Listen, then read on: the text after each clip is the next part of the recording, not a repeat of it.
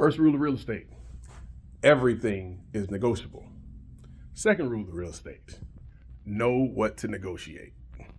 If you enjoy this video and find value, please give it a thumbs up and subscribe to our channel for more great content. We release videos every week, so hitting that bell icon will ensure you never miss a post. Don't forget to share this with your friends and colleagues. Well, there's a couple different schools of thought on that. So the negotiating with builders is going to be market specific, but it also is, when I say market specific, I don't just mean geographic, your location specific. You have to know your market conditions and what's better to negotiate on.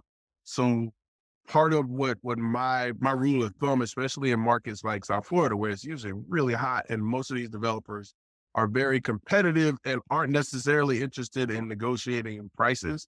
One, having great relationships with the agents on site will give you a sense of what kind of negotiating room you have on prices.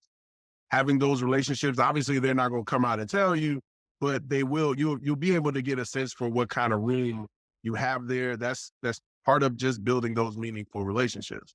The second thing, when it comes to new and pre-construction, what I usually try to negotiate for is upgrades, incentives, and stuff like that, more than negotiating off the price. So before I try to come in and cut 50 grand off the price, I'll get an upgrade on the flooring and the cabinetry and the association fees and an extra parking space or stuff like that.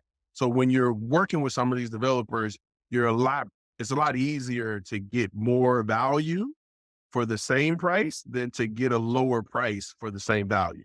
So you want to, and again, this is development specific, and it's come down to making sure you have relationships with those on-site agents, because those are the people that'll give you a sense of what's going on, what can work, what can't work, what's worth trying, what's not worth trying, that type of thing. You don't want to negotiate your client out of a deal when it's a multiple offer situation, but you also don't want to leave upgrades on the table because you didn't ask for them. And being able to know how to do that sort of is built upon you having good relationships with the people on site so they can give you a sense of what's going on.